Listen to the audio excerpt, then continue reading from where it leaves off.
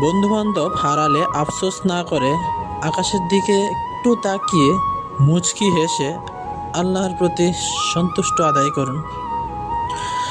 কেননা আল্লাহ আপনার জীবন থেকে বন্ধু কেড়ে নেন আপনার ভালোর জন্যেই।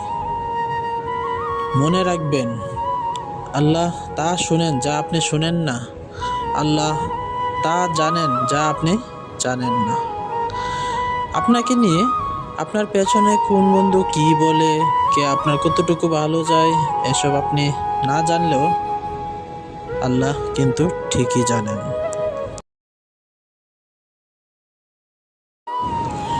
বন্ধুবান্ধব হারালে আফসোস না করে আকাশের দিকে একটু তাকিয়ে মুচকি হেসে আল্লাহর প্রতি সন্তুষ্ট আদায় করুন।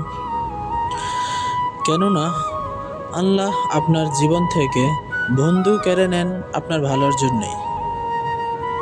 মনে রাখবেন, আল্লাহ তা শুনেন যা আপনি শুনেন না, আল্লাহ তা জানেন যা আপনি জানেন না।